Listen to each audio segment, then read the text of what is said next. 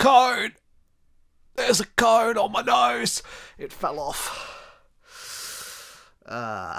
Cone! Baka, ooh, hey, Manga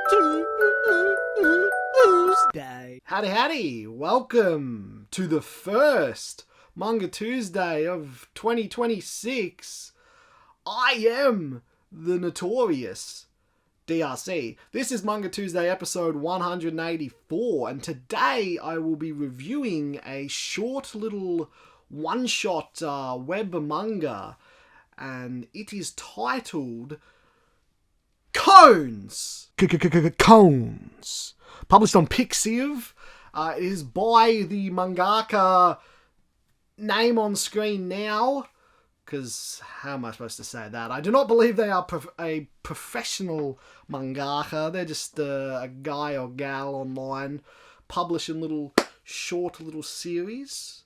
This is a very short little one-shot. We're talking like 15, 16 pages or something. But I believe it is very worthy of being spoken about for a few minutes in analytical detail. Personally, I would recommend you go read the one-shot right now before watching this video, because for such a short thing, and I'm going to spoil the whole thing, basically. I'm going to try not to just, do a plot-by-plot synopsis instead of actually analytically reviewing something. But I'm a shit reviewer, and even still, you could read the whole thing in under a minute. And, honestly, your time would honestly be much better spent just spending a minute reading the manga than watching any of this video. But I'm a delusional man who believes I have an audience and an influence, and if just making this video can get just one person other than me to read this manga that they would have otherwise never heard of, then it was worth making this Manga Tuesday. It's a very short, simple, but brilliant little one-shot which focuses on a girl who has a fascination with cones. And we just jump right into a day in her life as she's out and about taking pictures of cones. It starts off very light, very run-of-the-mill, with just some quirky character moments that would catch your eye. Just a girl with a cone on her head. It's like, hee, nice. Quickly, we do get some of our main protagonists in a monologue, her thoughts, and it begins to shape a character there as much as you can with such a short page count. They start with the quirky little interactions with the cones, getting her in a monologue, and it begins to take shape of an interesting, unique character. I guess to kick off the climax of the one-shot, she comes across a beaten down, just destroyed old cone. And before she can even pause for a moment to reflect on it, she sees people walking past and ducks to hide. This is our first indication of some potential deeper problems in her life that she's potentially dealing with. But as she's sitting with the old battered cone, she sort of looks at it, and then we get backstory. We get flashes of her life throughout the years as she envisions herself as the cone that's being beaten and battered down by different experiences throughout her life. But our character is resilient. She actually goes to take a picture of the cone anyway, and that's when she makes a realization that we don't get until a page or two later as the big kicker ending.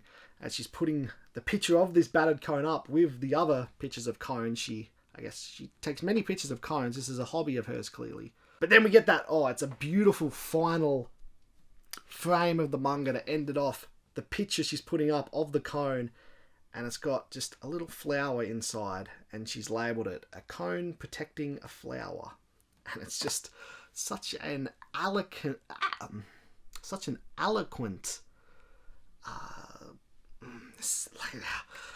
simple, but just such a beautiful, brilliant, eloquent ending. Touching. The cone, the battered cone, and the flower both represent her. The cone is that hard exterior that is protecting her, and it's been beaten down, and things have happened to her, but inside there is still a beautiful flower that has been protected. The flower lives on and pushes through the struggles and pain and such.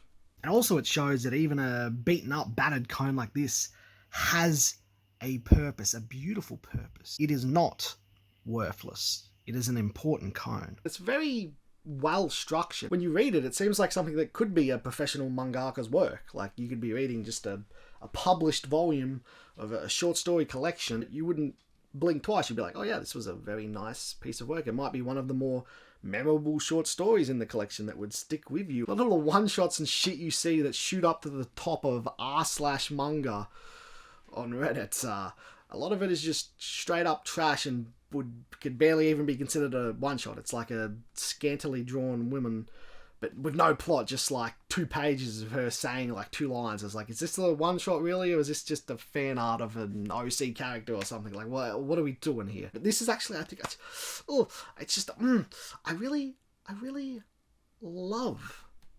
Cones. This little web one-shot has a very professional sheen to it. It's a real work of art, I say. I says to the guy, I says, it's a real work of art. The creator, name on screen now, has done some other work on Pixiv I could see, but a lot of it seemed like it wasn't translated. I will be attempting to read some of their other previously posted stuff, but I'll also be keeping an eye on what they do in the future, because I very much like their style. I believe in them. I believe they have great promising future ahead of them if they can harness their talents. And you know me, I'm a great seer of visions and seer of talent in other people. If they can harness their power, they could one day become the next Naoki Urasawa. Man, it's hard to try and like actually review something thoughtfully, insightfully, analytically when you're kind of a fucking idiot. I mean, this... Can I read you the plot synopsis again? Does that count as a review? Ooh.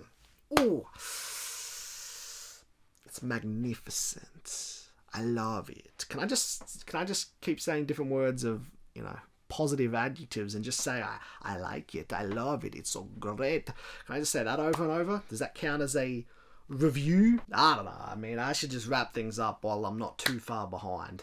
And for a rating, I will give it a sincere 8.95 out of 10. And then I guess that pretty much sums things up. So thanks for watching, and as always, my goal was, by the end of 2025, was to get under 90 kilograms, which I didn't quite reach. But at the end of the year / start of 26, I was at 98.6 kilograms, which is, it's a big milestone. I got under 100. I obviously didn't quite reach the goal, but I also lost over 25 kilograms since the start of, 2025. So it's a pretty big deal, but it's not enough. I'm still going to keep working.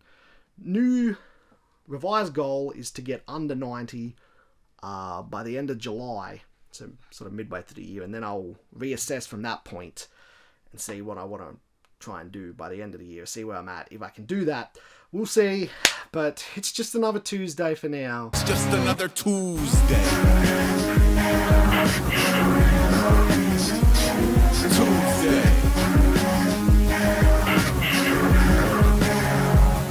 Tuesday. And if you were in for a spell where it falls into an order, you can help that. Well, yeah. No.